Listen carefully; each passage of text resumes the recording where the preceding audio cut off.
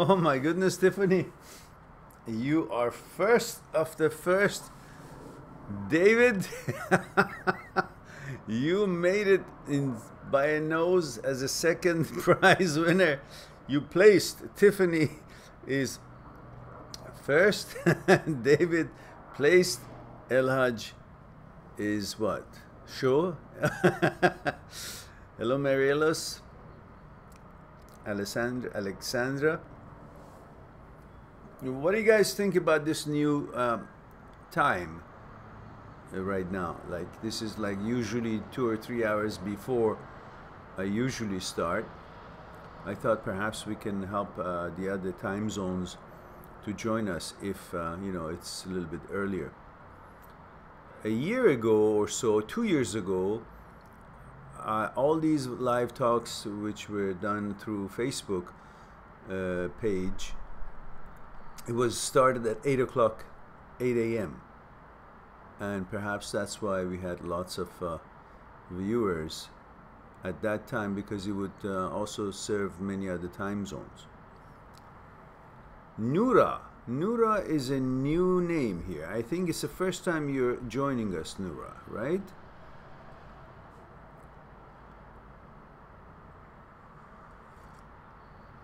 Marielos is 10:25 in the morning in Guatemala, right? So you're just 1 hour ahead of us. Sandeep says, oh sir, today's so early. Did you want me to stop it and go and come back in 2 hours? Sandeep, is it too early for you? Noura, the protocol usually here is to let us know where you're tuning in from, which country, where you are in the world, how old you are, and if you're a man or a woman. That helps us to know who we are talking, how far we have reached, and so on. David, as usual, age 23, Dallas, male. Tiffany, female, 43, Ohio.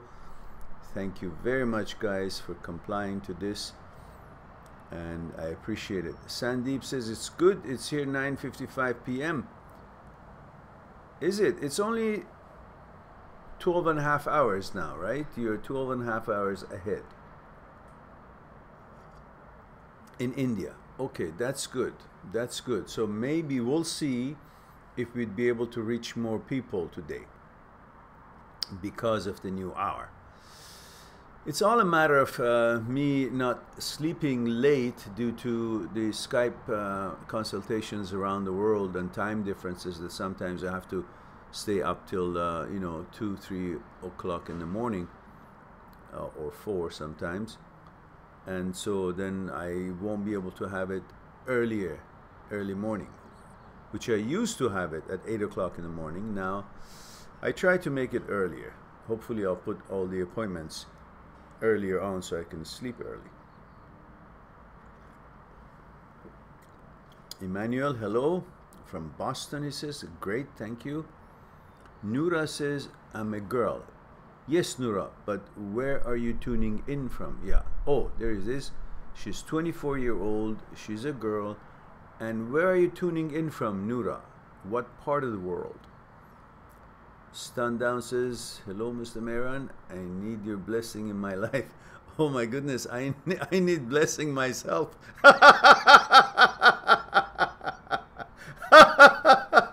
So let's bless each other. You are blessed, of course.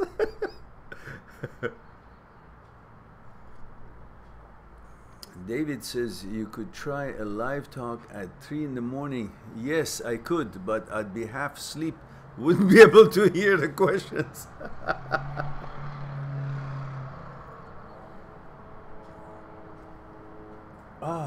Finally, after a long time, I again was able to go and buy the tea that I really like these days.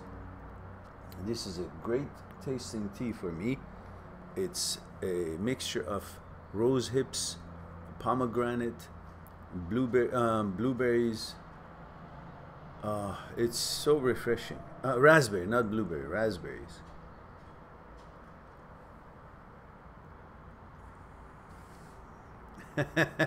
Yeah, David, you and I both. So, have you guys, before it gets too late, click on the like, please, so we will have that taken care of. And I hope that everybody that joins us will also click on like, so we will be more visible by that YouTube algorithm. Emmanuel says, what did you do with the teacup with the Ferrari logo? Oh, it's still there. It's there. It's in the cupboard. But you know, I like to see the color of the tea when I'm drinking it. So it's kind of give me the real feeling of having tea rather than in cups that I can't see the color. Also, I can regulate how light or dark I want the mixture to be when I can see through. Stand Down says, what are your thoughts on consuming alcohol occasionally? Well, you know, if it's occasionally, it shouldn't be a trouble. If it's a glass of wine, which many say red wine is for a certain age, not young people, but for a little older people at different stage of life, it has lots of resveratrol, which is very good for cardiovascular function and all that, and antioxidant properties. But then when you overdo it, then the alcohol takes over, and alcohol is a toxin, and the liver has to process it. So the reasonability and logic of it is that you don't want to introduce your body to toxins, and alcohol is toxin. So maybe just a glass of wine or one beer, maybe something of that nature once in a while, I guess should be okay. But as long as it doesn't become habit forming to take over and you become the slave of the substance, that alcohol in the drink. The whole idea is to become one with the universe, one with the nature. And how can you be one with nature if you are high, if you are not sober, if you're drunk, if you're under some kind of influence of a toxin? Naturally, you will not be at your optimum, and naturally you would not be able to resonate at the similar frequency of the nature and the nature's energy. So once in a while, I guess, it would have its own relaxing effects and pleasure, but it is nothing good for you, other than if you're rather on the older stage of life, and that could have some benefits, as they have said. But regardless, I prefer not to drink. I drank when I was in university after soccer games or some kind of activity, or you know, just some outing, or because we didn't know better at the time. The information was not really clear. It was promoted, advertisements in newspaper, magazines, billboards about drinking and stuff like that. But I never really enjoyed drinking being something that I would crave. Never did. Never was a big drinker. Once in a while I did, you know, if the occasion was something that I thought, okay. But it wasn't like, oh, let me drink, I will enjoy being drunk, or I enjoy the drinking. No, it was something we did once in a while, if it was a disco or outing or some kind of a event, a champagne or wine or something, I don't know, it was a date or something, but nothing as planned. It was a party or something. So anyhow, I don't have that interest, and I don't find it interesting. To me, I'm more high when I'm sober. And I like that. That feeling of knowing, being one with life. I don't want to be outside.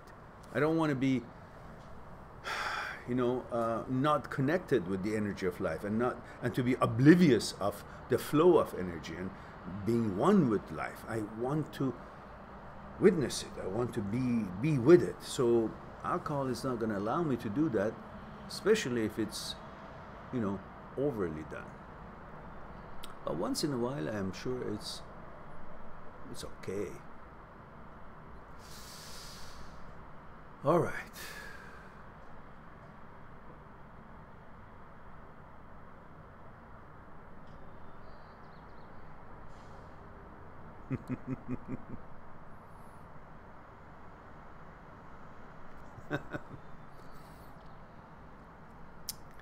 David says, yeah, okay.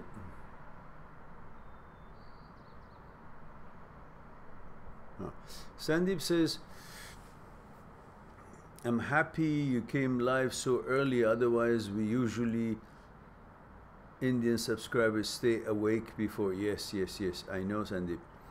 I try to make it a little earlier if I can sleep early, so I can meet my friends in India and Australia and Hong Kong and so on, due to the time difference. Roman says, hello Mehran Agha. Hello Roman, how are you, dear? Roman says, male, 31, Israel, going home by train, and notification of stream popped up. Oh, okay. Okay. Nathan Stanley, Nathan 27, male, Indiana, and he says, I believe that in reality is all consciousness. There is an exchange of energy in everything we do. Why is it when I'm feeling better is when the X reaches out?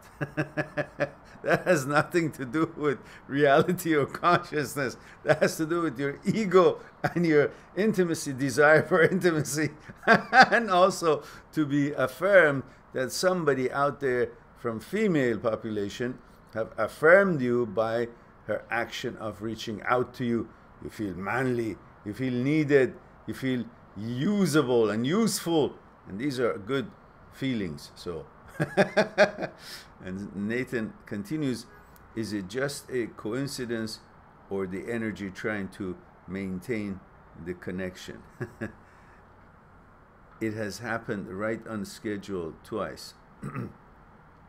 Well, let me understand the question again. I thought I understood it as being a bit of talk about what you think consciousness is. And you, first of all, you said you believe that reality is all consciousness. No? I don't know if your definition of consciousness is the same as I'm using it. Consciousness is mostly memory. And memory is the past. Consciousness is not reality in that context.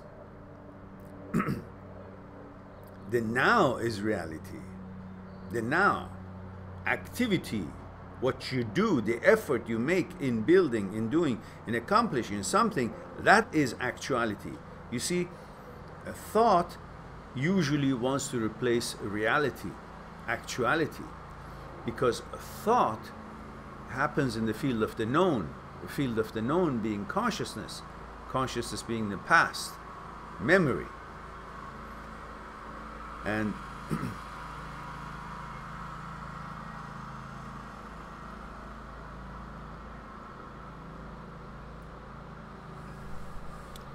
lost train of my thought. Let's see, it's too early in the morning. So you have the consciousness acts as a virtual reality goggle. You know how you put these virtual reality goggles? We've spoken about this before. You put them on and you watch a video game or you watch a movie and you're totally consumed, and part of the movie you become. I sounded like Yoda. Part of the movie you become.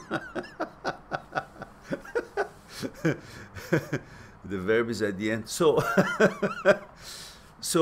And that's why you're so impressed with the movie, because the field of your field of vision, the frame of the extent of the field of your vision is limited now by the goggle, and therefore you think everything that is in existence or in play is within the frame of your vision, which goggle has encompassed it, has limited it.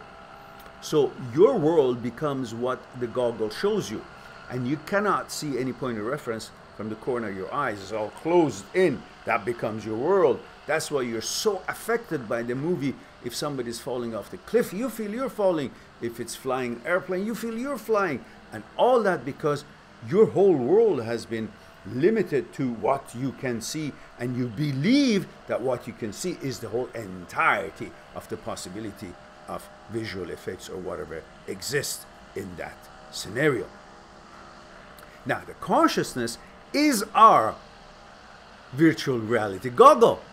We each have put a virtual reality goggle on our heads, which is our consciousness. Our consciousness have limited the extent of the field of our vision and our ability to expand what it is right in front of our eyes.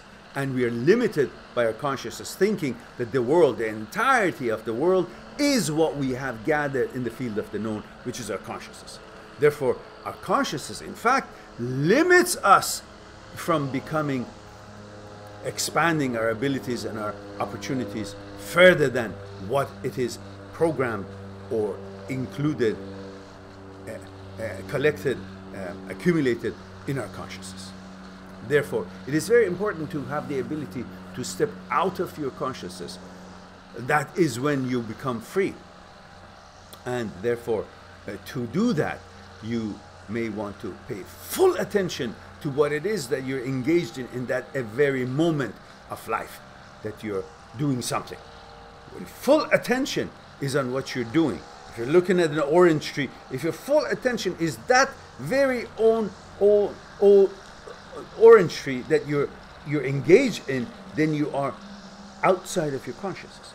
But if you are not paying full attention, as soon as you see the orange tree, suddenly, by the time they recognize what it is, you start comparing it to some orange tree that you saw in the past, in somewhere else, in some other place, some other time, and suddenly you start comparing it, and then you perceive this orange tree based on what experience and knowledge you have of such thing in your memory, which is accumulation of the information that comes from the past, from your memory, which then means you're no longer here, you're in the past, you're in your consciousness, which is that virtual reality goggle at work. So it is very important for you to pay full attention to what you're doing in order to bring yourself in the same resonance level and time and space, and therefore you become one with the flow of the energy of the universe, and you're no longer in a different time zone. You're no longer in the memory, which memory is the past, therefore you're in the past, and you will be in the now. And you will be living and growing and learning and being outside of your consciousness, which then brings the actuality and reality to you as a gift, as a function, a healthy function of experiencing life. Now, the other way is also learning how to meditate. When you meditate, your mind will have a place to be, a home. Therefore, it's not like a gypsy flowing everywhere else, which is, in fact, in your memory, but it's trying to find a place of security. It's trying to find a home. It's trying to latch itself to something. And often we find order and security for our mind in images. That's why we create images, and therefore we live our lives through images that we create for ourselves, and should be looked upon as the way we just described it, in one angle. I hope that is something that you could benefit from or ponder on. Now, you say there's an exchange in energy and everything. Here we do, okay. Why is it when I am feeling better is when the X reaches out? Oh, I see what you mean. It's not that you feel better when she reaches out. You're saying, why is it that she reaches out when I'm feeling good about myself? Well, naturally, when you feel good about yourself, you feel confident, and perhaps that extension of confidence somehow maybe makes a difference. But it could also be coincidental. You never know. However, usually when you feel good about yourself, you have a better energy that you're extending, as we always extend energy, as universal energy is flowing from one end of the universe to the other end of the universe, and on its voyage, it passes through us. All these energy lines from all directions of the universe to other opposite direction of the travel of this energy line from one end of the universe to the other passes through our small point in the lower abdomen, which we talked about it before in other videos, and also in my book Me, My Psyche and I, from chapter 32 to chapter 40, which is about mind and meditation and behavior and movement of mind and all that. So you will then, when it passes through you, that energy naturally is boosted, and depending on the kind of polarity, kind of energy that you have in you, negative or positive at that moment, it will be boosted in that character. And therefore, that is what's going to affect the people around you, nearby or here and there, which could possibly have an effect on the feeling that that your girlfriend may have about you, if that really reaches that far. But mostly coincidental.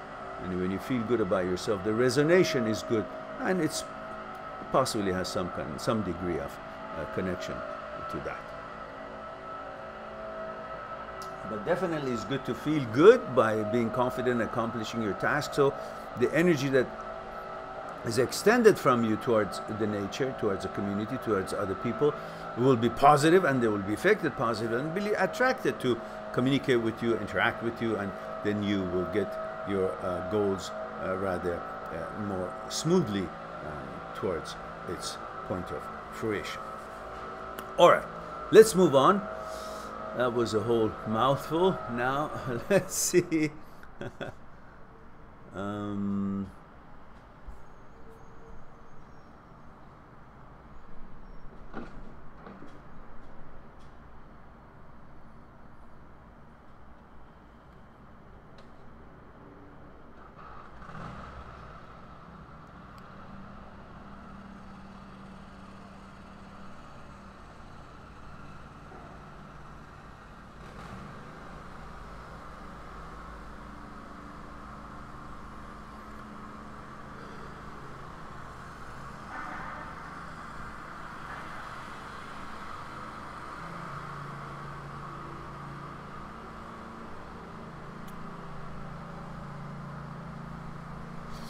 Stunt Down says, your thought on being a playboy, not manipulating women, but having relationship with multiple women. Just curious. Well, if that tickles your fancy, go ahead.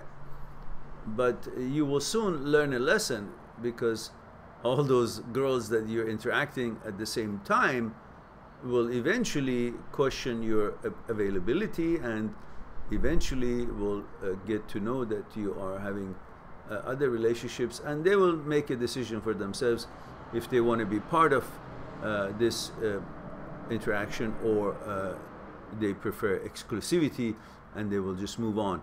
And if they all move on, while you may be enjoying a few girlfriends at the same time, you will find yourself with no girlfriend when they all figure it out. So you better be honest with all of them, and clearly express your intentions for the fairness and also clarity of mind.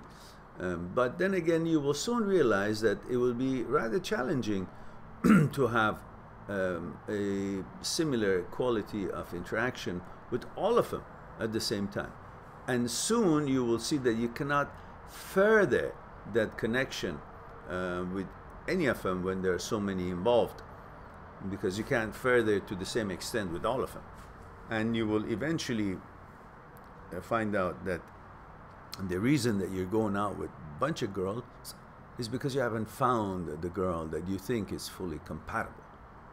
And because of that, that means none of those going to be or ending up to be the one that you're looking for. So you may enjoy that if you can handle it. And you can try it and eventually come to a conclusion that will be best suited for you. Prince says, hello, master. Stop calling me master. Hello, Prince. I'm no master. Thank you. Early bird today. Yes, yes, early bird today. Is this live talk 179? I thought it's 180. Oh, did I say 179? I'm sorry. I'll change it. You're right. This is just the template. It's supposed to be 180. There we go. Is it changed? Do you see it changed now? Abhi says, hi Mehran. Hello Abhi. This is Abhi Raval, 23 male, India. All right. Finally, after so many days watching you live, it's 42 centigrade here. Ooh, really? That's hot. Wanted to come to Canada for relaxation and to chill out with you. Well, I can hardly find myself these days. There's so many things that I'm focusing on and trying to bring to fruition. Challenging times in Canada. You know, in some of the businesses that I have been, the market has changed, so it needs a more patient and diligent work and more time spent on doing stuff. Perhaps it's not the best time to visit me. However, Canada is always a beautiful place and gracious and a good host for people to visit. That's for sure. Nura says, see you guys. Okay. Tiffany says, female 43, Ohio, part 1 of 3. My heart is broken because my daughter has again taken my 5-year-old grandson away from me to punish me when she's mad at me.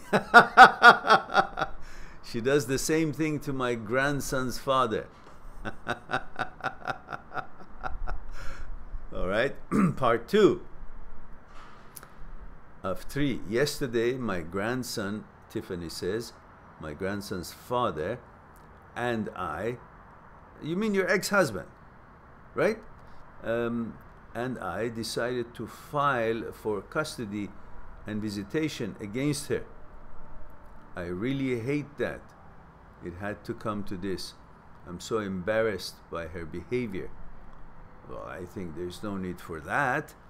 I think it just needs a clear sit down and find out what her expectations or intentions are. And why is it that she's depriving the child and you to interact with each other? What is it that she gets mad? If she can't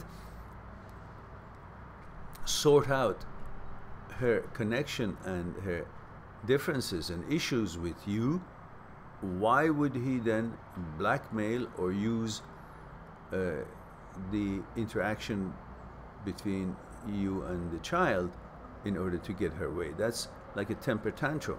That's immature. However, we need to understand what is the basis for that. What is the real issue there? Of course, if you guys would care to, you can always make an appointment with me on Skype consultation feature that I have on my site, mind@6truth.com, and make an appointment, and then all of you sit there and we will chat it among ourselves and figure it out what the problem is. And she continues. Number 3 would be,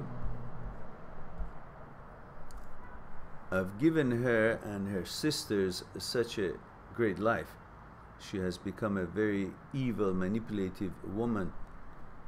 Am I wrong to remove her out of my life? I only want to spend time with my grandson, not her. Well, that would be possibly what you end up doing.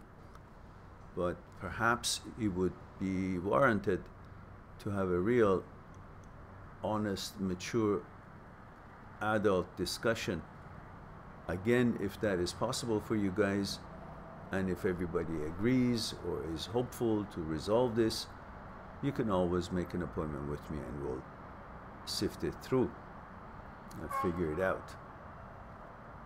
There's not enough information for me to offer any other words, but that is always possible. Again, since I really don't know the nitty-gritty of the issues, my response would be limited.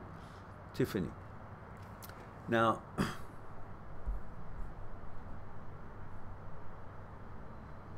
Vivi says, hi Mehran, 30 years old, male, California here. Good to see you. Happy to see you have joined us. Is it the second time? I think I might have seen this screen name, Vivi, before, but not sure. Asked a question about cheating ex-wife yesterday. Oh, then you have. Yesterday? Did I have one yesterday?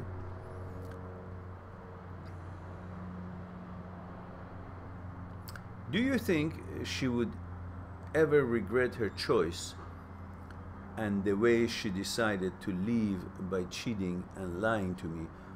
Why do you think she would regret her choice? Remember we talked, I don't know if you joined, you were with us when we were talking about this. I remember years back in university, I had a favorite course, and professor, my advisor, Dr. Ferris. I wonder how he is, where he is. Hope he's well and healthy wherever he is. In a course, Behavior and Organization, Dr. Ferris said, at the time one makes a decision, one believes that that decision is correct. Now, later on, when new information surfaces, you may decide that that decision was not correct. But at the time, with the limited information, the amount of information you had, you believed the decision that you're making is correct. So why is it that you think the decision that she has made, she was not serious or focused or believed that it was correct when she made it? So, and if it was correct in her opinion, which probably was, otherwise she wouldn't have made it. You wouldn't make a decision that you believe is incorrect unless you're a menace to the society. And we're talking about normal people, not the people who intend to harm others. So if you're a normal person, if one is a normal person and would not intend to harm others, the decision that one makes at the time that they make, they believe it's correct. So if that's the case, then she believed it was correct. If she believed it was correct, why would she think that it's not correct? Unless some new information has surfaced, which in this case, there would be no new information. She cheated on you, she broke up, and she's gone away. So that's a behavior that is not acceptable. So why is it that you actually hang in there hoping that the actual person who have done the wrong thing, which she believed it was correct, should now believe that no, I did the wrong thing and I was incorrect? Why do you think she would do that? So you actually think a person who does something wrong would actually not believe it's right for him or her and would come to regret it because he knows that it was wrong. Well, if he knew it was wrong and he was of normal, sane mind, he wouldn't have chosen that decision to come to become reality. But she hasn't, because that's what she wanted to do. So you sitting out there and waiting for her to regret in order to, wow, look at that hummingbird. That's cool. You're sitting around hoping that she would come around to say that she was wrong so you will feel good about yourself. On what basis? Why do you think she would do that? Why? You're banking on her decency and logic and proper judgment. Well, if that was the case, she wouldn't do what she has done. So wash your hands off of her. You don't need her affirmation. You know, the, she has cheated on you, and you're waiting for the cheater to come and say, oh, there, I'm sorry. What the hell is that? You're the one should be the master in this situation and the judge in this, and say that was not acceptable. Therefore, neither do I expect you say sorry, nor do I expect you come and say it was a wrong mistake, or realize it was a wrong mistake, or whatever. You just don't need that affirmation. But it seems like you're allowing yourself to be needy.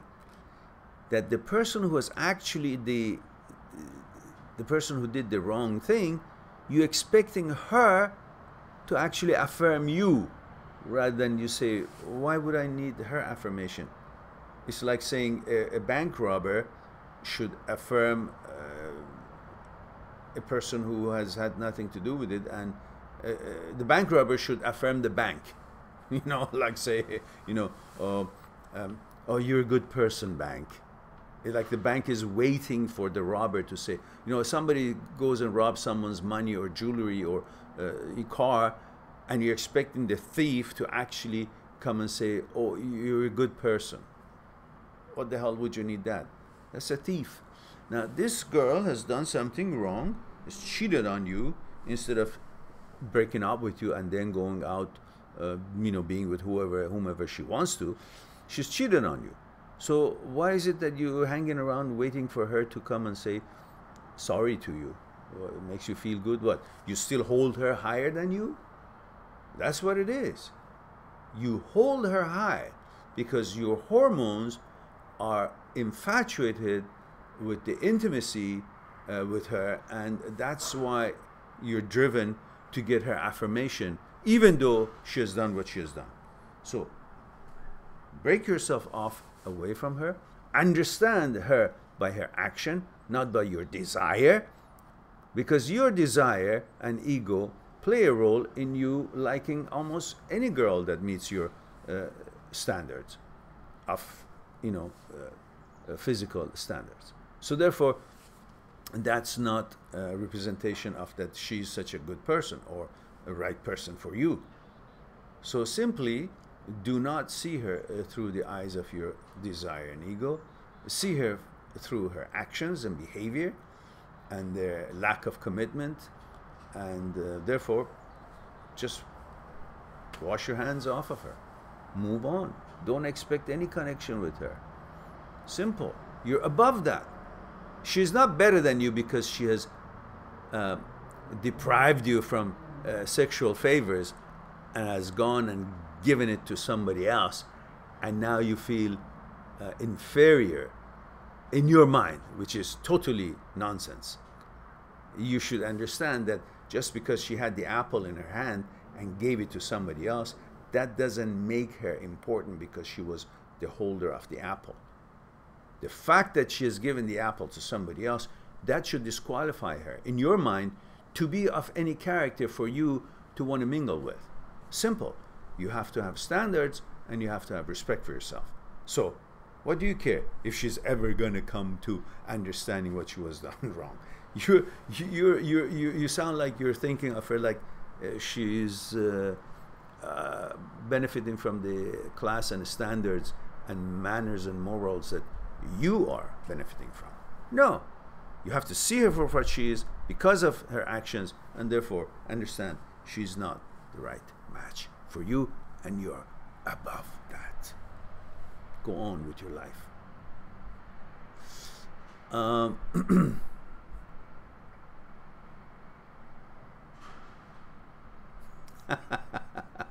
Life is good, says Hulu. I guess you say that because it means peach, I guess, because of our conversation last time. Otherwise, this was first used as a replacement for hello, right? All right.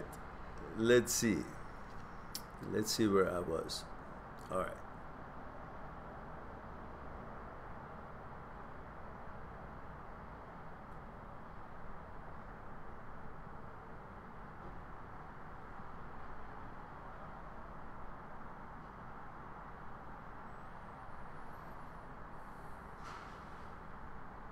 Now, Thumb down says, when my ex left me, it's kinda hurt my ego.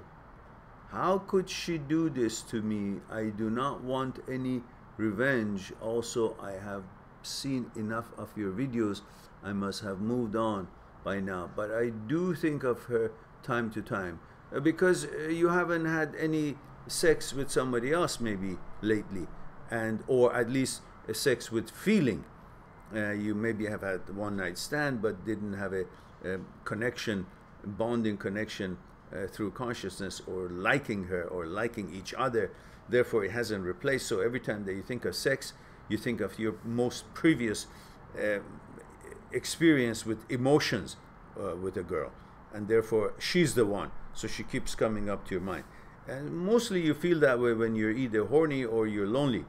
So either way, that doesn't count, because it's like saying you've been hungry for a while, and the last food that you had was a bit of bread and cheese, and now every time you're hungry, you think of the last meal, how good it was when you had bread and cheese. But that doesn't mean bread and cheese is your favorite food or the most nutritious. It's just what was available and what seems to be available, and that's your capacity to, at this time, to have it available for yourself. But if you expand further and venture out and actually make an effort to build your life, and then attract through your confidence, because of having accomplished tasks and building your life better and having created a lifestyle that will be attractive to women out there, that you will have more opportunities to meet and more selections to choose from, and you'll choose the right match for yourself, and then you will see that there's a lot more than cheese and bread.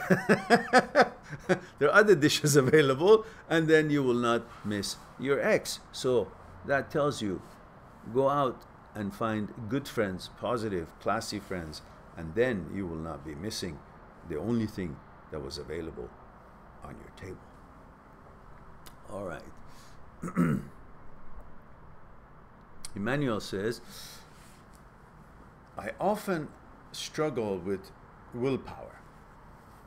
I also envy my girlfriend, since she's much more mentally strong than me. Could mental power and discipline be a divine gift? No. It's trained. It's no different than basketball, tennis, soccer, golf, whatever it is that you can get good by doing more of it. Playing piano, guitar, whatever it is that you need to train and practice to become better at it, is the same as willpower. From where does our willpower come from? Ones who have answered this question are able to accomplish important tasks. And the willpower comes from your ability to understand how to cultivate it. And that comes through a discipline of simply doing what needs to be done when it needs to be done, and not putting it back on the back burner. Just get off your ass and do what you do, and that becomes your habit after a while. When you meditate, you focusing and disciplining your mind. When you meditate a lot, your mind becomes naturally calm and able to endure a lot more before it becomes agitated, because it's been trained. Just like you go and train your muscles in a gym and get bigger and fitter body and muscles so you can withstand more weight and more endure in sports and other things that you're facing with in your daily life, you can also train and exercise your mind and make the mind strong. But people don't think about that. They're constantly busy on making the body strong. But also the same, there are ways to exercise and train the mind to be strong. And one of that is through meditation. And when you meditate and make the mind, waves of the mind, into infinitely imperceptible decreasing ripples, the mind becomes calm, and eventually that becomes its natural state, that it doesn't necessarily need to meditate to get into that mode. It'll always be calm and deep and powerful and stable, which it takes a lot more to shake it and create the ripples. Imagine a shallow tub of water. Like I've got a little shallow container and you fill it with water. Or imagine a shallow lake, small body of water, a puddle. If you throw a big rock into it, it splashes everything out and makes a big sound and a huge wave, and the whole thing goes wacko. But if the same stone, same size, is thrown in the deep part of the ocean, it just goes plump. It doesn't make a big wave. It's not going to affect the big deep ocean of that point of it so much as it did in the shallow water.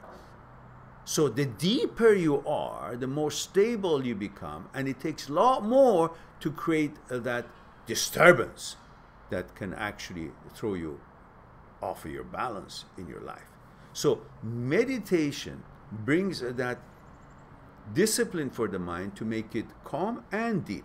And then it'll take a lot more for it to be agitated and disturbed. And that is where the willpower starts developing. A continuation of it, and then it will teach you not to be lazy, and your mind becomes sharp. So when it needs to do something, it's not disturbed and distracted by other things that says, forget it, I'm lazy. It's sharp. It believes that it has to be done, it gets up and does it because it's been disciplined, trained, like your muscles. You want to lift some heavier weight than this, you can, and you won't think twice. Or should I, can I? No, you know you can because you've trained and you will lift it. Just, as a natural thing because your body is ready for it, it's been trained for it. The mind will also end up being the same. When it's trained and disciplined, and it's repetitiously done and treated that way and expected from it to be disciplined and do what it needs to be done, it would be then like a horse that is all saddled and ready to take you wherever you want to go. Not that you want to use your horse and you got to now go collect the horse from the pasture. It's running around and doing things and it's not disciplined, it's not ready, you got to get it ready. If you treat your mind the way we described it, we talked about it, then it will be like a ready horse, always ready for it to be commanded and to be driven and go the direction you want it to go. And your mind will be ready for you to do what it does, which is the willpower to do things when it needs to be done, when you feel it has to be done, rather than having laziness and impatience or other things interfere from its capabilities to perform the way it can. So hopefully that would be something, an answer for you. Larry Buglishvili must be from Georgia. Good to see you here. Hello, Mehran, he says. A male from Georgia. There we go, from Georgia. Okay. 24-year-old. I'm on the verge of another breakup. This made me to think, what is love? Is it meant to fall apart every single time? I feel comfortable with myself and not worried to break up, just concerned why try again in future.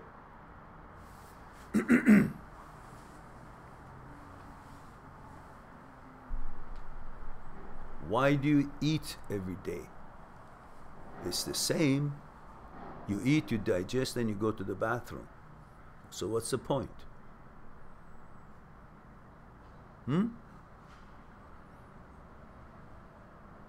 What's the point? Because it's part of your life. The necessity for eating so you can get the fuel to accomplish other things.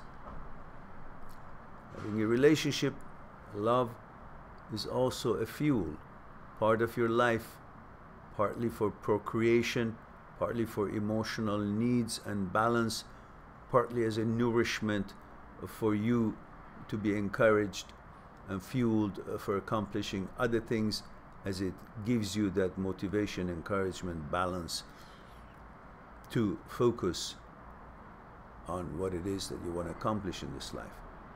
When you think of love and this relationship as the ultimate purpose of life, then you can ask the question, what is its purpose? Because it is not supposed to be taken as the purpose of life. Because when you take it as such, then you will see what's the meaning of it. But when you take it as a fuel and as something that brings focus and encouragement and discipline and motivation to go through this journey the best you can and accomplish tasks that are beyond being in a relationship, as relationship is part of life, not the whole entirety of life, then you will understand that, well, it has its place.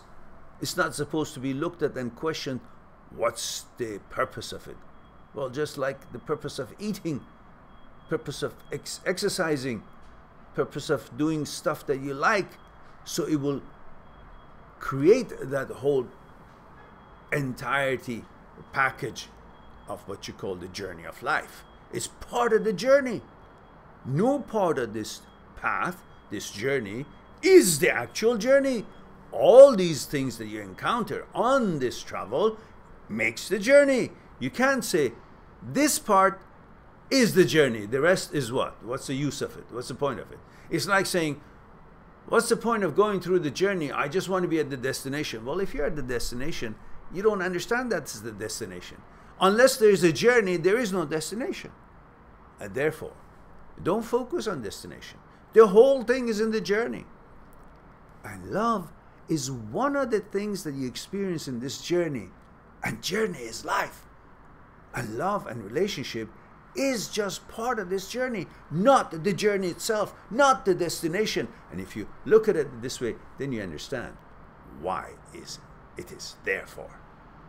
But if you look at it as the ultimate place to arrive, then you'll see there's not much there to strive for to arrive. What's there? What can I do there when I get there? But as the vehicle to accompany you through this journey, it would be like the knapsack that you have with food in it, the vehicle that you're riding on, the sceneries that you watch, the water that you drink, the needs that you have in order to be in a more balanced way while negotiating this journey and enjoying and experiencing and learning the stuff that you need to experience and learn through this journey of life. I hope that's the answer that you were looking for. Larry. Ah, the African woman. Hello, Mehran. She says, hello, Iman. I think your name is Iman. Amina. I think it's Amina. Am I right? Dunan says, Mehran, just wanted to say hi. Hope you're well. I'm still here watching your video. Okay, good. Good of you to be here. You haven't been with us for a while, and I'm delighted that you're here. Guys, remember, please, before you forget, click on like and make sure that you won't forget that before you leave us. And life is good. Also, I think I saw that before. We talked about that. Psyche, the pianist. Okay, there was a comment there, but it's no longer there. Life is good says, thank you so much for yesterday's answer, by the way. I had to watch it later. Okay, good. I don't know what the answer was, but I'm glad that it was something that you were looking for or benefited from. Zaki the pianist says, part 1 of 2. Hello, Mehran. I'm new follower of your work. I've broken up with my ex months ago. One of the things that's making it so hard to move on is the thought that I will never get a better girlfriend in the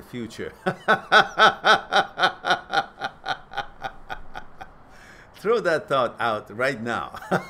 Whether you see it, believe it or not, just throw it out. If you have any trust in what we are talking about, because definitely that's just a momentary belief, because you have no other pastry waiting for you, and you think that was the only pastry and most delicious one and that you could have had. There's so many bakeries and so many pastries, and you would be out of your mind to think that was the only tasty pastry or the bakery that could make that pastry. There's so many others.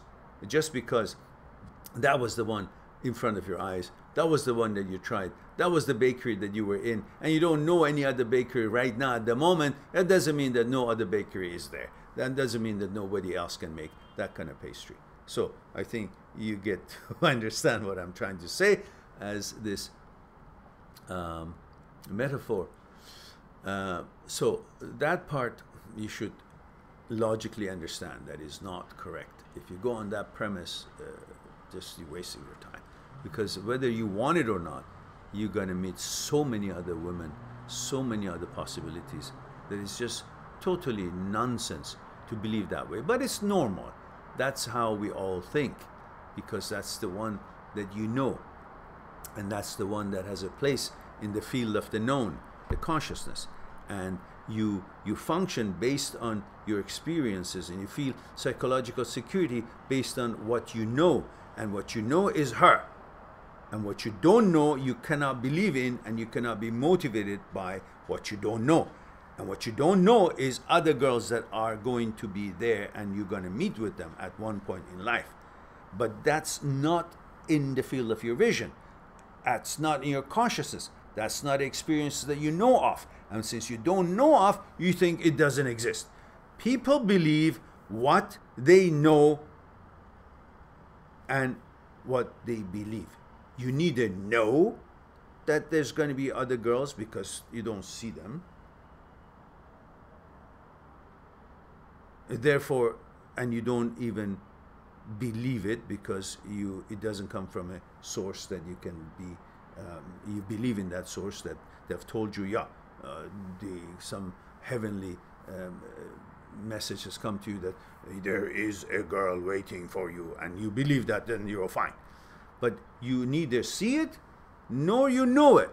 You don't see it because they're not lining up, so you think it doesn't exist. You don't know it because you haven't heard it from some reputable, credible source to believe that such thing exists. Therefore, you think it doesn't exist because neither you see it nor you know it. And people believe what they see and what they know. And in this case, you have neither. Therefore, you think, oh, there's no other girl. But how did you know you're going to meet this one before you met this one? Did you know that you're going to meet this one before you met this one? No, you didn't. Well, you're in the same position now. You don't know that you will meet the next one, but you will. Why? Because you met this one. And you didn't know that you're going to meet this one, but yet you did.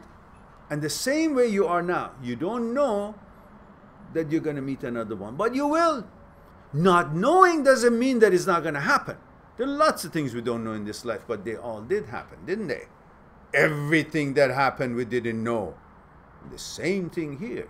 Just because you don't know doesn't mean it's not going to happen. For the same reason that you didn't know that this one's going to happen, you're going to meet this one, but you did. Before you met her, you didn't know you're going to meet her, but you did. The same thing. You don't know you're going to meet the next one, but you will. And on that premise, relax. Relax. This screen, this movie can only fit in so much information in 2 hours. You will have to wait until the time passes, this movie finishes, and the next movie starts, and you'll see what information, what scenes are in that movie. So the same way, you can't be seeing everything is going to happen in your life in that one span of time, so you can be rest assured that these things will happen, so I don't have to worry. This is part of this experience of life, for you to go up and down. Oh, I lost this girl. Oh, no, I'm not going to meet anybody else. And then you meet somebody. Oh, yeah, I was wrong. Oh, this is better. Oh, my goodness, I was waiting for this one. And that doesn't work out. And you say, oh, my goodness, I lost my whole life. And then you meet another one and say, oh, I was waiting for this. Who were they? I don't give a damn about them. This is the one I want. It's always going to be this way. And this is part of life. And that's the beauty of it. Lots of wonderful things you don't know is in the works. You know, you stand in front of the ocean and you look at the ocean and you see no ships. And you say, well, there's no ships in the ocean. Nonsense. There's no ocean, there's no ships in the field of your vision while you're looking at the ocean. But somewhere in the center of the ocean that you can't see, there are many ships on their way in different locations, different destinations. One or many of them are coming towards you, but just can't see it. If you can't see it, doesn't mean it doesn't exist. It's on its way. So continue your life, do your things, focus on accomplishing your tasks and your goals, and in time, the waves will bring you what they are carrying, whether you see them or not at the moment.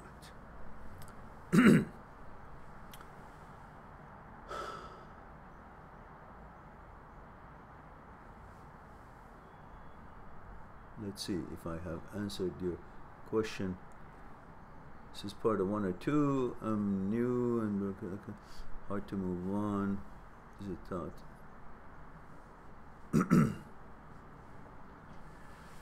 And then the second one, part of your question, is that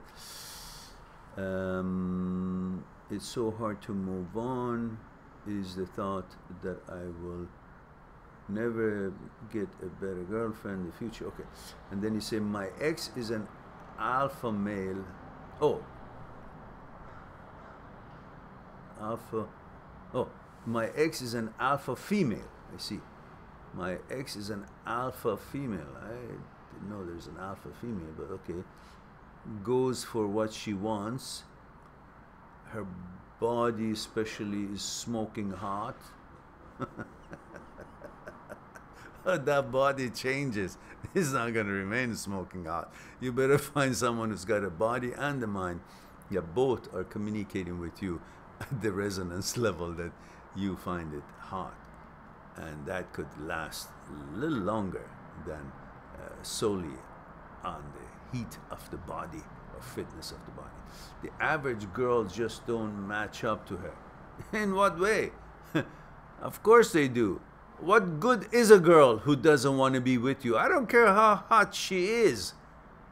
If this wheel doesn't turn for you, I don't care if it turns at all. You have to remember this.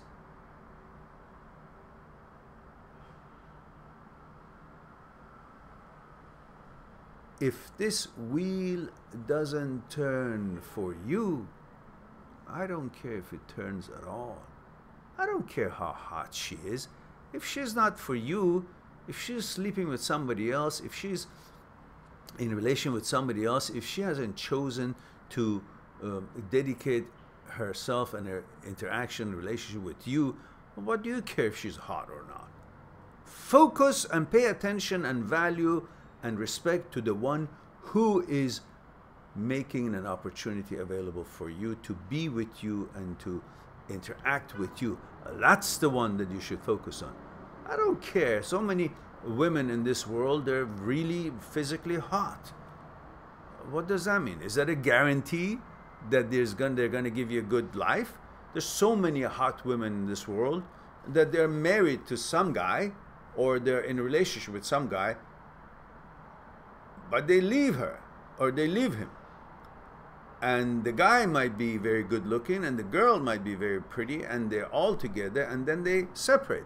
So being pretty or hot in either case is not going to be the ingredient that is necessary for keeping them together, because they're not staying together even though they're both good looking.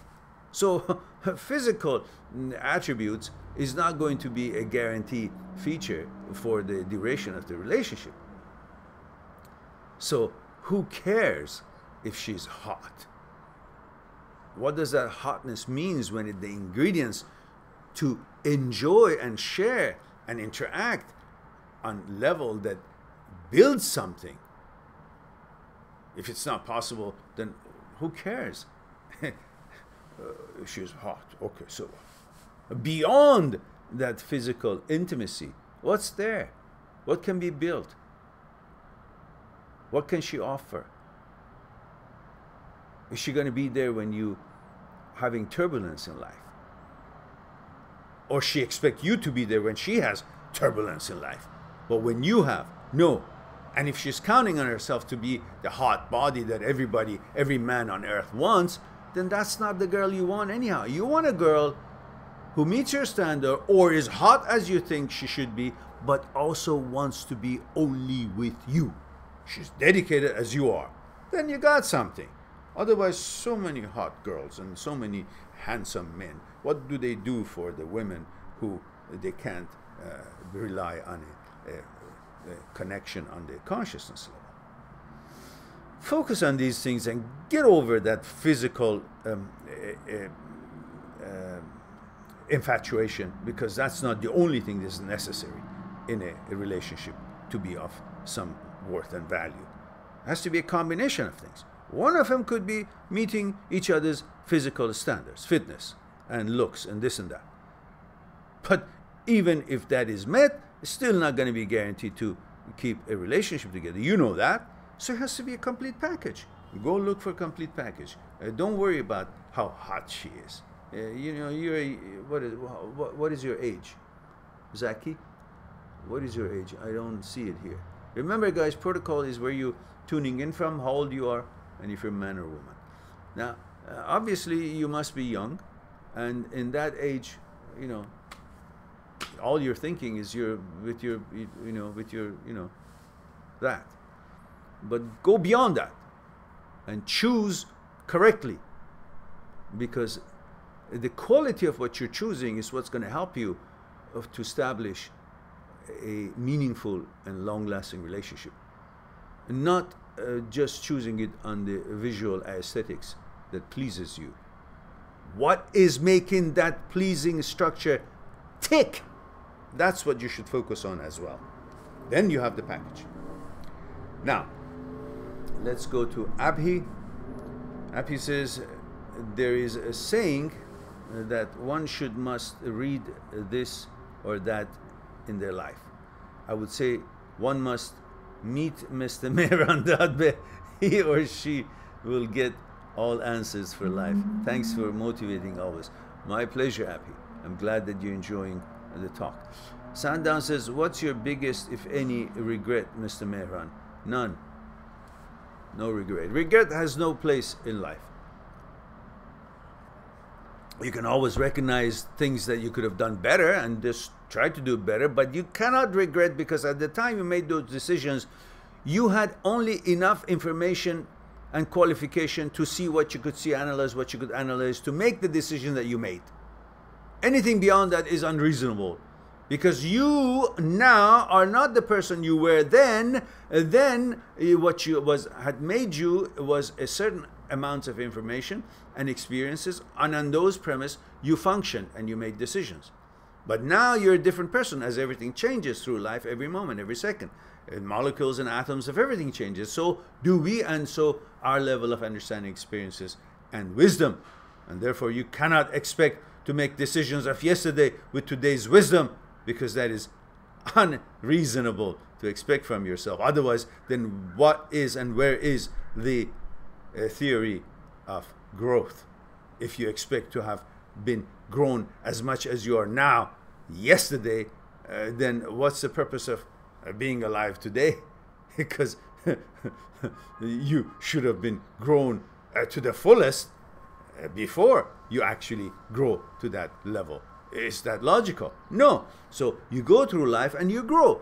And you grow through experiences and the information and knowledge, which is always limited. So you're always growing. So you can't expect yourself to have made the best decision when you didn't have as much information as you have now, and as you would have made the decision you would make it today, yesterday. It's unreasonable. So No regrets on that premise. David, ooh, what happened? What happened, David? What happened, David?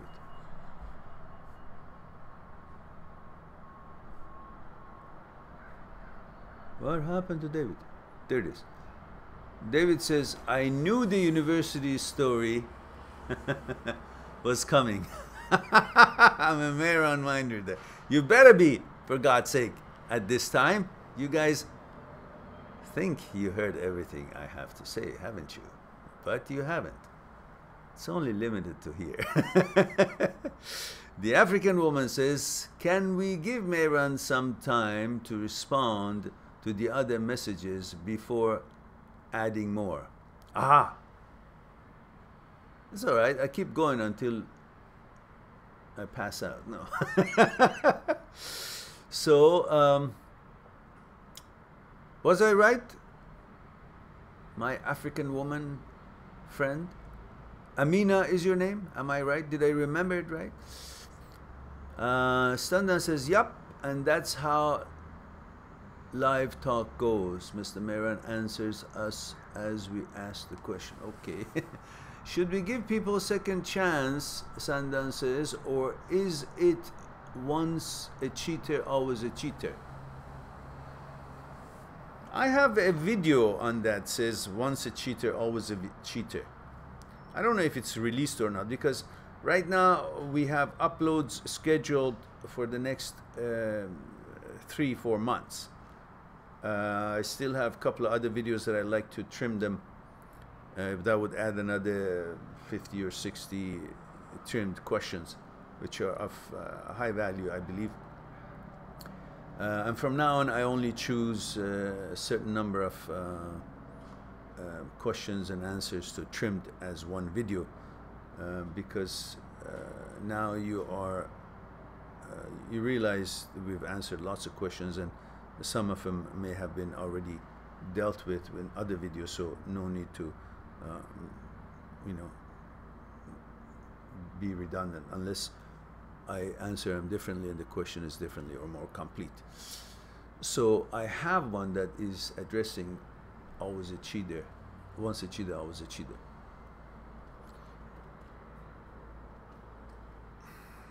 It's hard to answer because I don't know the character of that person. I believe everything is dynamically changing, and therefore even a cheater can change, because maybe the time that the cheater did what she or he did was not developed in its logic and advanced in its understanding, and his moral and values were of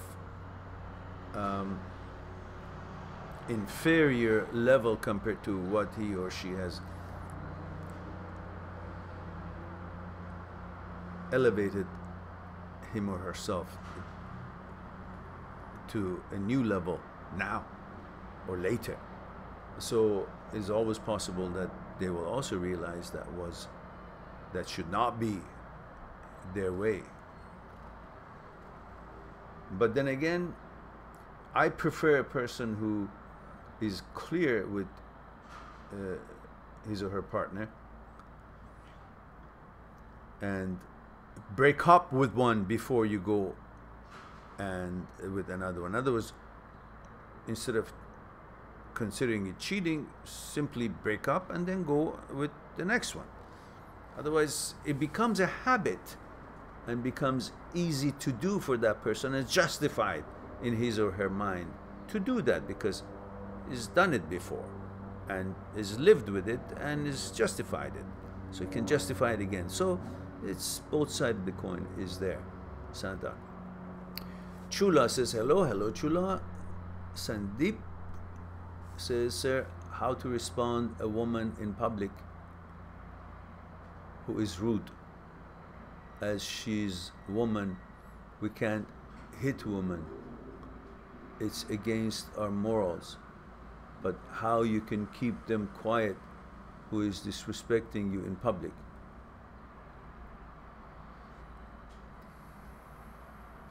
Well, just because somebody is rude, whether woman or man, it doesn't mean that you should strike him or hit him.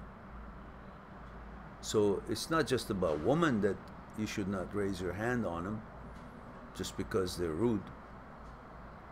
It should also be a practice that men should have when they're rude to each other, because hitting someone doesn't really solve a problem, the rudeness of a person. If a person is rude, why do you hang around there? Just tell that person, hey, listen, you're out of line, you're improper, behaving improper, you're speaking rude, I don't have any value for this conversation. So come back when you're no longer rude. But I don't know the parameters here. You haven't told me what kind of rudeness, what kind of situation. Is it in the office? Is it in a store? Is it your girlfriend, or is it just a random woman?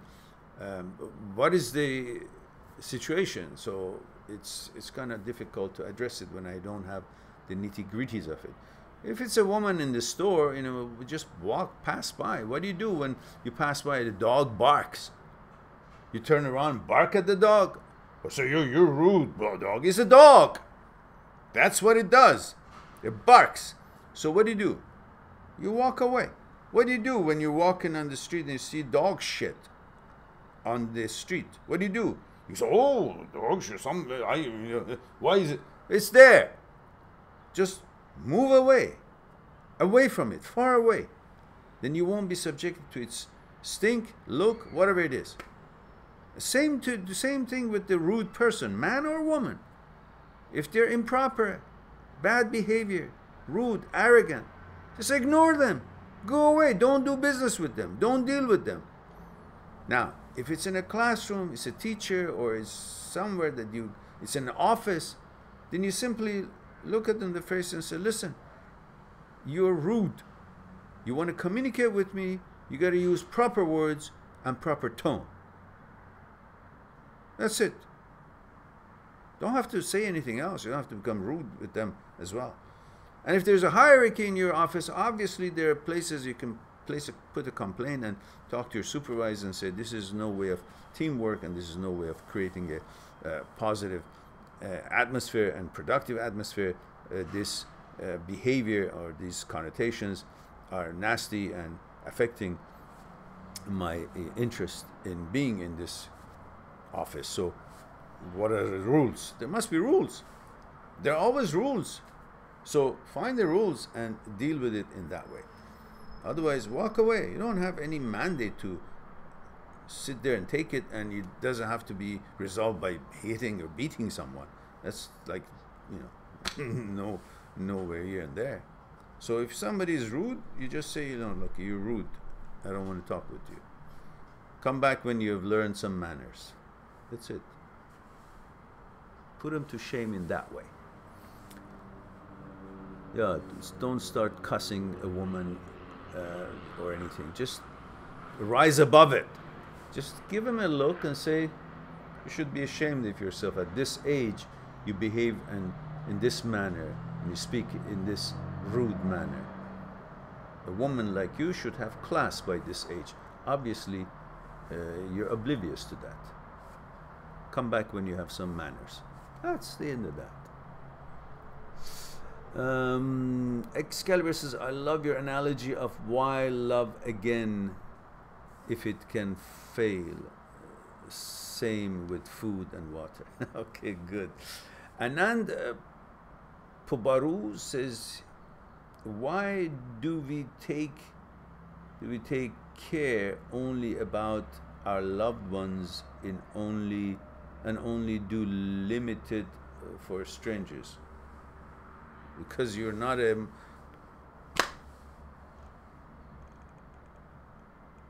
charity company responsible for other people all the time. You have only certain capacities and abilities. If you had the powers and authority and abilities to attend to everybody, then you would be the caretaker. That's not your job here. You're supposed to do what you can for whomever you can, But of course, your first priority would be to yourself and to your loved ones. So what question is that, Anand? Spirituality says we all are one, so why we prioritize people we know over strangers? Why shouldn't you? You're not God. You're not responsible for everybody.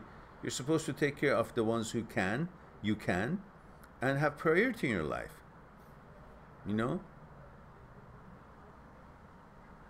Which one do you prefer? Take care of your children or somebody else's children?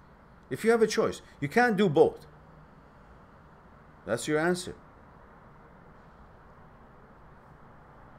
You're not God.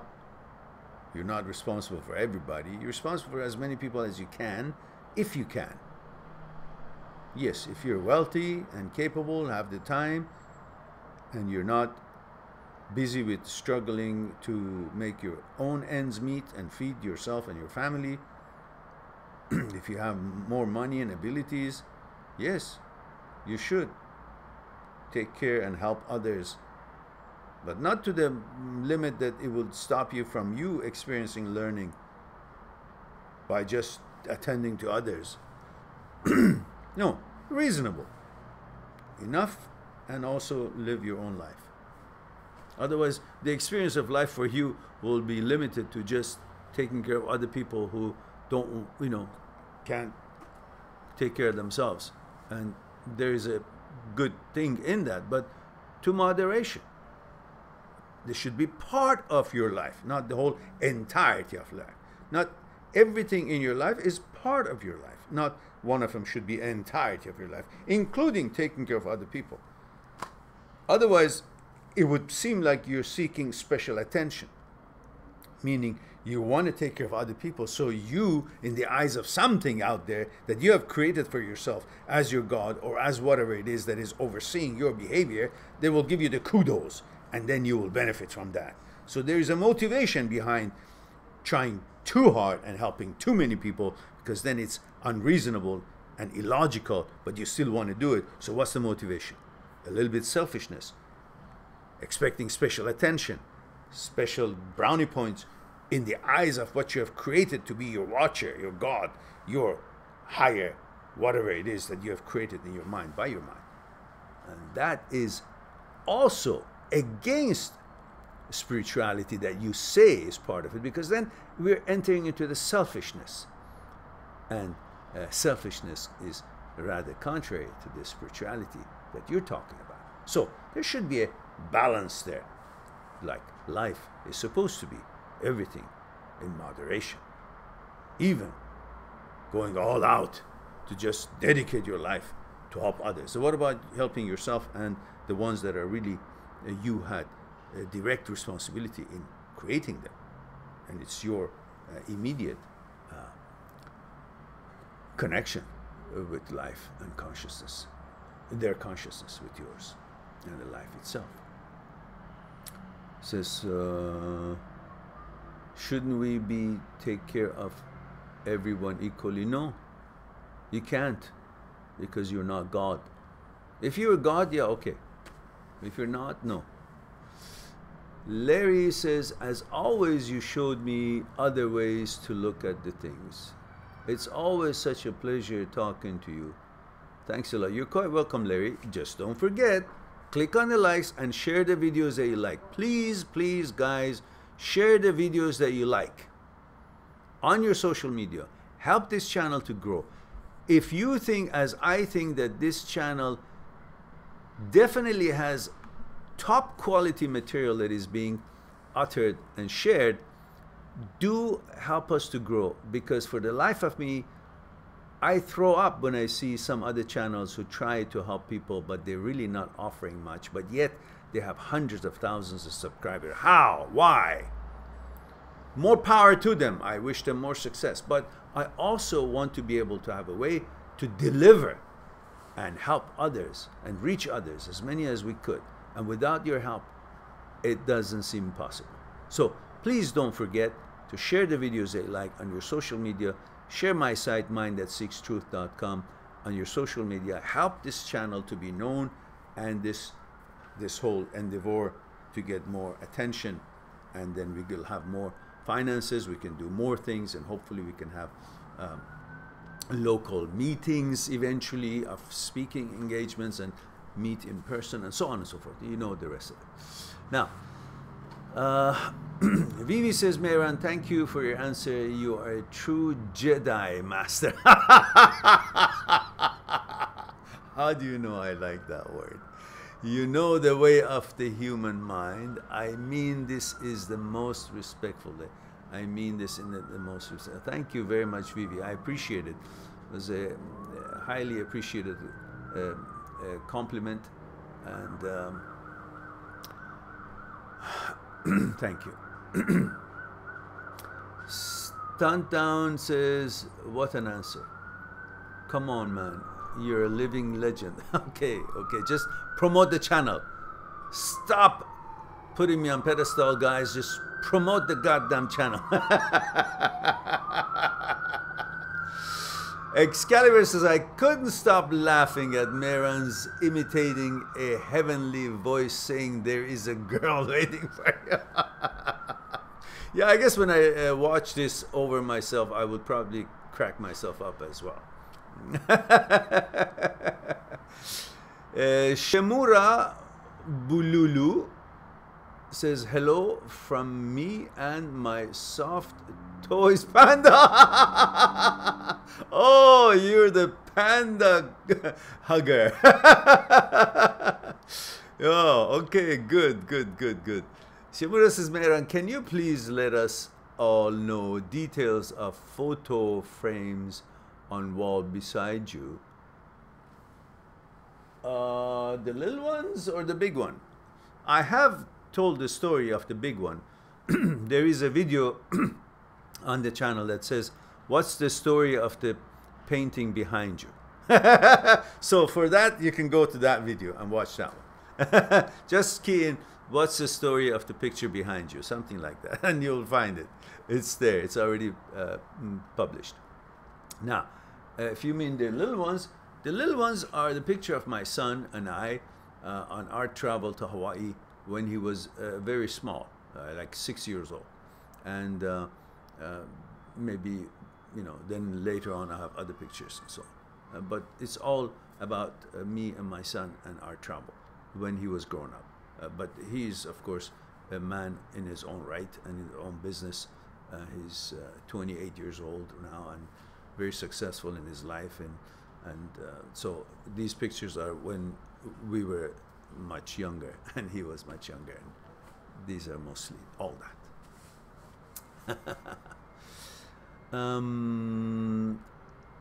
Zaki says, I'm 21 years old this year. Okay, thanks for your answers. However, my ex wasn't just physically hot, character-wise, she's up there as well. She's so fun to be around with. How can she be? If she's not there, she's not the right character for you. Remember, again, if this wheel doesn't turn for you, you shouldn't care if it turns at all. In other words, it's not the right character, right match. If you keep saying she was this, this, and that, but she's not with me. So what do I care? If she's not with me, then it's not for me. And if it's not for me, it can't qualify to be with me, because these are qualifiers and non-qualifier qualities, characteristics. So be respectful to yourself. Expect something from the woman that you are willing to give everything you got to. She's not there. She's broken up with you. But you're hung up that she's hot and she was fun. What fun is it if she's not giving that fun hotness to you? So you should just look at it as you look at other hot girls out there that you don't know and they pass by. Okay, oh, pretty girl. Okay, that's it. That's the end of it. I know you were in a relationship and you have some memories and all that, but through my videos you'll learn how to deal with that and what they are and why they make you feel the way you do. That's why I highly recommend you guys go on my site, mindthat6truth.com, click on books, look at the short video of 1 minute, 2 minute of each of the books that is explaining what the book is all about. Click on the book that you like, see the table of contents, click on it again, read the sample chapter, and if you see it suits you and what you're looking for is lots of material there, then buy it. These books used to be and still are in print for between $80 to $100, but I have purposely brought them down to $4 to $6, $4.99 to $6.99. These are price of a cup of tea or coffee, or a couple of them here and there. Not any big, big fees. The reason I did that, I turned them all to ebooks so you can all have it. So that is not the agenda. That is not having a financial benefit for me to make me rich. At these prices, $4.99, $6.99, $5.99, the intention of it is for you guys all to be able to afford it, whether it's Indian rupees or another currency in the world. So please go on my site, click on Me, My Psyche and I. Get that book, read it when you feel like it. It's not a novel, so you read it small chapters anytime you want, any chapter you want at different time. And then in that book, you will learn more about yourself. Why you feel the way you feel. Why and how you tick the way you tick. What is thought and consciousness? What is a relationship between the two? How is thought born? How is consciousness to be? What is fear, desire, and ego? What are the roles in how you feel, act, and react in your daily life? And then you understand a lot more about who you are, what you are, how you feel, why you act and react the way you do. Then you got to know about your machine. Then you know how to interact with the world better and handle things better. And that's why they're so cheap. Not because the books are cheap, it's because I made them cheap so you'll have it. But you want an expensive one, you can order the printed one and I'll sign it for you and send it, as I have been doing. So now, let's see. Zach says, at my age, I find it a blessing to have her. Oh God, don't put her there. Blessing to have her? Who the hell is she? What has she accomplished? At age 21, let me fix this for you, Zach. I don't mean to be mean to you. I'm mean to nobody. But I care about you guys. When you talk nonsense like this, when you talk bullshit like putting yourself down because your penis is so excited to see this girl and you can't see her for who she is, and instead because your urges and your desire is so excited about her that makes you think that she's above you, and because you think she's better than you, and because she's a woman and you're a man and you like woman, and therefore you think, oh, all that is because she's better than you, not because you have the desire that makes her look better than you, because you want her, not because she's all that, because you desire her. You're built that way.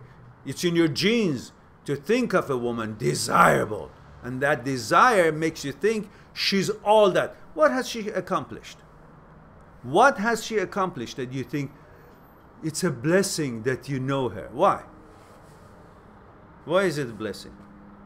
Just because you get turned on, that makes it qualified to be a blessing entity? No. Look at it. You're talking through your hormones, and you're looking at her because you're excited about the sexuality and intimacy that you had, or you could have had, or you can have with her. And that's how you're judging her. Not based on who she is. She's mature, you say, for people my age. For people your age? What are people your age? What have you accomplished to think that if she's mature for your age, then she's mature for life? She's just growing up herself. She doesn't know shit, and you don't know shit. That's why when you think of her being so better than you, is because you haven't made anything out of yourself. Once you start making something out of yourself, accomplish things in life, then you'll see you've got a lot more to offer, and therefore you expect a lot more from people, and you don't keep telling and thinking that, oh, that girl is so accomplished. On what basis? She's accomplished because she looks that way, and that's not her accomplishment. That's how she's been developed into. Otherwise, when you become wiser and accomplish things in your life, then your standards of expectations will go higher. Then you will expect girls to actually be somebody, not just look something hot. and not just be a wise to your level. What is your level? Your level is nothing right now. You're 21-year-old. What have you accomplished to expect that your level to be in such a way that if she's higher than your level, then she's really way up there? No. If your level is high, then you, if somebody is higher level than you, it's something. But if you haven't accomplished anything yourself, then anybody can be higher than you, but still be nothing. I want you to bring your attention to that. I'm not putting you down. Don't make that mistake. I'm giving you this with love, so you appreciate and respect yourself. Not just be there like a doormat for just somebody that turns your dick up and all suddenly you think, oh, she's all better than you. No. That's the mechanism that you have. That's in your genes. That's how you are. You're a boy. You feel that way. But you should not allow that to be the limit of your expectations from a woman. Woman should be and is a lot more than what she looks like and how she makes you feel physically and sexually. You should expect her as a real developed human being. She is. See what they have accomplished. Who are they? What their education, manners, morals, compared to where you are. Not just because when you're down and then they look big. Don't let your desires and your sexual needs dictate to you your emotions and loyalty to some girl that hasn't proven to you that she's qualified to be a good companion, a good match for you. Expect from them what they expect from you. They're pretty smart. They expect high level of integrity, high level of abilities and qualities, and so on and so forth. They have figured it out what they're looking for. You should too. And don't let just your excitement and your needs, urges, sexual urges to cover everything else that you should expect from a woman of your choice.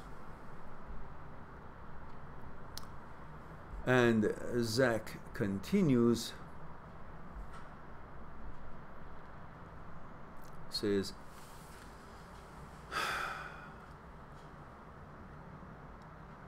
she's mature for people my age and very proactive compared to you. These are all compared to you. Don't talk to them as an abstract, as something, anomaly. I just like values like these in girl. Okay, find another one. There are millions of them out there. She's not an anomaly. She accepted me for who accepted you. That's where your problem is. She accepted me. What the fuck is she that she accepted you? Where is she coming from? Another planet? Already you accepted that you're inferior to her. So obviously you're going to be infatuated with her. It's equal basis. Accepted me. See, this is probably, I don't know what where you're coming from. That's probably part of your cultural conditioning. That the women have been put on such pedestal and so hard to have intimacy and friendship with a girl that when you find one and you consider it a privilege that she has accepted you, instead of you having a mutual understanding of if you guys are a match and both are meeting each other's standards on equal basis. Both are important in that relationship, not just one. So don't give all the importance just because she's got something that everybody else wants and you want, and therefore you consider her a better than you, a higher than you. No, it's your desire that makes her seem that way. Otherwise, look at her as the person that she is. What is she bringing to the table? Is she qualified beyond the sexual things that you can see in her? Yeah? And he continues, she accepted me for who I am. It's hard to believe that I can ever find a girl like that, like this, or better again. She's my first love. Okay, there we go. My first love as well. Okay, your first love, then we know what's going on. So many first time and special moments with her. Yes, yes. Will the next girl ever be able to give this better, not just the same? No, it will not be the same. It will be better.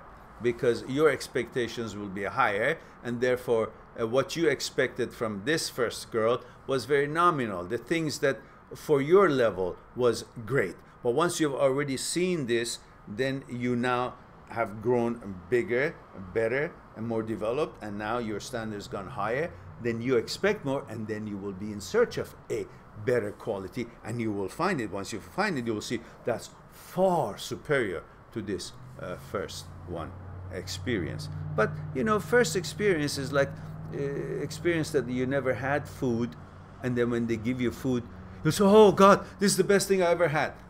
Well, wait until you have other delicious dishes that is out there. Then you say, oh God, why did I think that was the best? These are the best. Because it's always comparative to what you experienced before. And that's how your judgment goes. And because the first one is compared to no experience, then the first one seems, wow, so memorable. But just because it's so memorable and so amazing to you, it doesn't mean that it's the best. It just means compared to what you never had, it's really something. But later on, you will remember this because it's the first one. But doesn't mean what you remember is also a reason to think of it as the best that you could ever have, because you will see the other girls that you will meet at their older age are far superior because you became superior and your expectations went higher. Therefore, you will look and you will find a superior woman than this one. But you will always remember your first girlfriend because that's the first. It's like the first time you pooed, first time you ate, first time you played something, you did something. It's the first time. Doesn't mean it's the best one, it's just the first time. Doesn't mean it's the best one. Go on and you will be rest assured 100% that you will, in time, you will find far, far better relationships and more suitable ones. It's just 21st year old. You are 21-year-old. It's a warm-up game. It's just getting ready, experiencing. It's not serious. You have no business to be serious with anybody at this age. Just experience. Go through it. You will see. Everything will be fine. Larry. I was talking to somebody. Jessica Tan. Oh, Jessica, I think you haven't been with us for a while. I think we have talked before. Hello, Mehran. She says, finally get to see you're live again because we got different time zones. Ha ha ha, I see ya. I think you are from, if I remember, Singapore, Malaysia, one of the two. I'm not sure. Correct me if I'm wrong. Finally get to see you. We got different time zones. Haha, yeah. I talked to you last week. Oh, okay. You told me to focus on my exams first, and I finished one of my tests 2 days ago. Good for you. Jessica continues, can I ask, how do we know if we have actually moved on from the breakup, or we actually just avoiding and distracting ourselves from facing to our emotions? Well, when you start constantly thinking about other things other than the breakup, then that you know that you've moved on. And when you have you start thinking about some other guy, you know, then you definitely know that you're not thinking about the ex, you're thinking about this other guy you met, and therefore you know that definitely you have moved on. But in the meantime, when you're focused on your life, focus on your things, and everything else has the priority, then your thoughts about the breakup, then you know that you are moving on and you have moved on as well.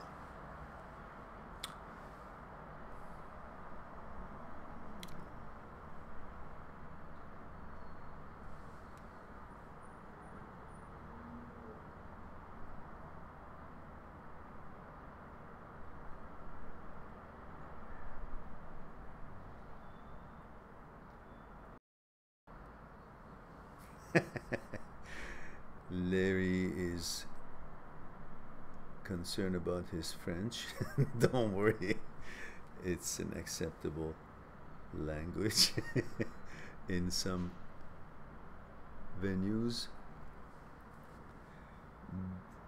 Brent says, came in late. Brent, you are in Sweden?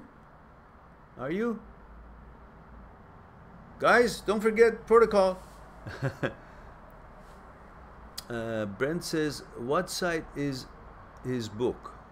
Oh, my site is called mindthatseekstruth.com. Mindthatseekstruth.com is right in the description of this video. If you look at it, you will see mindthatseekstruth.com is listed there as official site for books and consultation.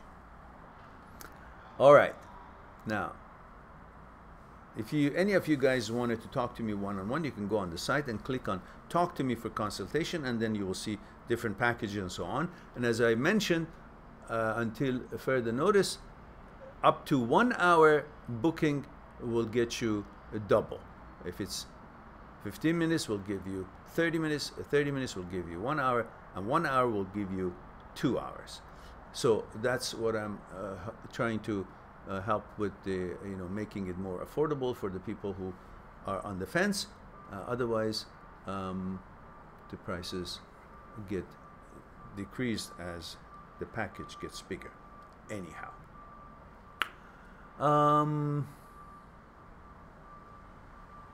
David says it's on its. There we go. Okay, David is answering that. All right, so I guess I got to this questions late as I'm busy with other questions. Brent says, my girl has a 13-year-old. Okay, my girl has a 13-year-old, puts me in back seat, only wants to spend 1 day out of the week, said she's too busy. Well, accept that, Brent. It's difficult to be a single mom and also have a private life. The more you push it, the further you guys go. Just continue whatever it is that you think is suitable for you with her, if you want to be with her, and if she's a good woman for you for now, you judge it on that basis. And if it's balanced, then continue until she is ready to kind of and you're ready or willing and comfortable with to be further involved in that. And when it gets serious, then you naturally would be taking part of the responsibility of helping that 13-year-old to grow to be the kind of woman that she will be. Until then, you got to be patient and let her to be comfortable, your girlfriend, until she's ready to give you more time. Don't press her, because being a single mom and trying to raise a 13-year-old daughter needs all her attention if she's really focused on that, which is good. So don't think you're being put in the back seat. She's just has no choice. If you had a child, a 14-year-old boy or a 12-year-old boy or daughter, and you had this girl, you would not be able to give her more time than you could, because you have other responsibilities, and you should get that out of your head, what you're thinking right now, that if you would have a girlfriend while you're having a child, raising a child, you would be welcoming the opportunity for her to come in and cook and clean and help and so on. No, that is different. If you think that way, then you would say, well, I would let her come in, I would give her more time. You would give her more time because you want her to help you with doing stuff around the house. But if you don't, and you are adamant, focused on doing it yourself, to attend to food, cooking, prepare homework, and sports and fitness and all that for your child, through you, by you, then you would not give as much time to her either. So if you look at it that way, you will understand you're not being put in the back seat. You're simply, being in the right place, because she has a responsibility of that kind. So,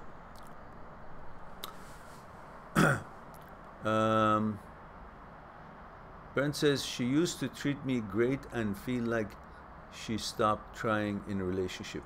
Well, okay, for that, I don't know the detail, what happened, what it is, but from your first part of the question, that's what I could share.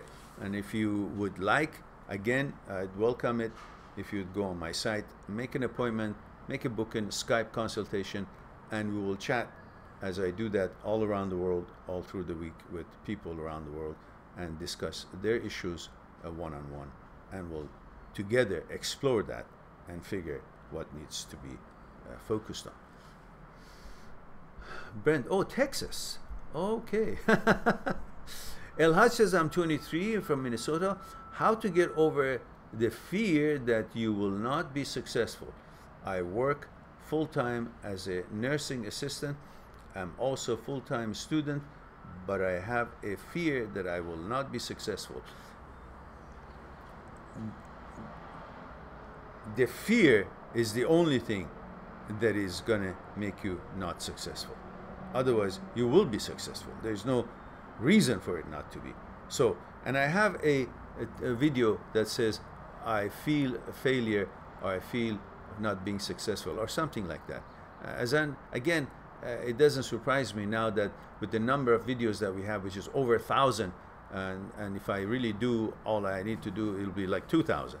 But right now we have over 1,000 videos, which really represents almost anything that goes through your mind about your life, your thoughts, consciousness, fear, desire, and ego, how you're put together, your psyche, and the thoughts that you will have after breakup, and the fears and concerns that you may have in life. It should result and give you a few videos on whatever it is that you're feeling. If you type in the search box, and you will find out that there are things available that we have covered. And so for that, please do check that, El Haj, and see what comes out, because I've already discussed that, and I don't think you have that much time to go through it again. I would appreciate it if you check that, and just in the meantime know that definitely you will be successful. You're doing everything right, and why shouldn't you be? So the fear itself is because you're impatient. You want it now. You want to see it now. You want to see the result of what you're doing. The result that you will get in the future, you want to see it now. That's not possible. Keep doing it, the result will come by itself. Focus on what you're doing. Don't focus on where the result is. Focus on the cooking. Buy the groceries, wash them up, put the ingredient, put the seasoning, and now put it on the stove and put the mild heat for it to take place. You focus on preparing. It will be ready once it's on the stove and stays there long enough. But focus on preparation and ingredients. So focus on your activities, focus on what you're trying to do. The building of what you're trying to build will appear once you constantly go through this building stage. So rest assured, don't worry about that. Brent says, we'll definitely do that. Thank you, you're welcome. Jessica says, I'm from Singapore. Aha! I'm still not sure if I had moved on totally, because time to time I will still think of him because he's my first. Ah, you're first. Well, forget about it. You know, it's all right. There is a reason that it's called first, because it's not the last. That's why it's called first. And that's a good news. So when the first doesn't work and breaks up, you can be always happy and sure that is not the end of it. Why? Because it was the first. It's not the last. It's the first. That means after first, there's going to be second, there's going to be third, fourth, fifth, sixth. So you will be fine. And this was supposed to not last because it was the first. So no worries. Rest assured, you will get over it. You will go on. It's just there because it's the first. That means it's the only thing you've experienced. So it's the only thing you can think of. It's the only thing in the memory, so it'll constantly be there because your mind likes to go in the memory and seek refuge there, because in the memory, everything has order. And your mind wants to have a home, wants to have an order. And it seeks order and home in memory, in images, and in experiences. That's why you keep spending so much time in your memory, because your mind wants to have a place to be, wants to feel comfortable and create that psychological security. And that can only be done in this concept, in this context, in your memory. That's why you keep remembering him. But doesn't mean that's what you should think should have not broken up. Yeah, for that, you can rest assured and enjoy the memory. Don't think that it should continue being as it was. It was the first. So go on to the next. But now I've been focusing on studies and living my life back the same or better before I get together with him, and have been opening up to talk to other guys. There we go. That's my girl. However, I know there won't be the same person in the world that are similar. You think that now because your experience and your level of experience and knowledge about what's available in the world are so limited that compared to what you know, you think this cannot be repeated, or nobody can be better than this, because that's the experience that you have. But be rest assured, as I said, you will meet so many and you will eat your words afterwards. What if I love certain action he have, but my future partner do not have? They will have, because you will not always enjoy these reactions as you did now, because you will also grow, you will develop in something else, your expectation standards will change, your experiences, knowledge will change, therefore your whole character will change, and that changed character of you then later in the future will not necessarily like this way of interaction anymore, because your expectations have changed. You have changed, your expectations of your partner would have changed too. And plus, besides that, the others may very well have even better reactions than this one had. This is just one instance of experiences that you could have in life, but not the only one. So be open to that for sure. All right, guys, looks like we have hit all the questions at this time. At this time, I want to thank you all and say that I love you all. Thank you very much for being with me and sharing this time with me. And please do share the videos that you like on your social media. Do visit my site, get the books that I recommended, and read them at your leisure, piece by piece, whenever you feel and you're in the mood. In the meantime, I look forward to talking to you again. Be good to yourself, to the others, and I'll talk to you soon. Bye for now.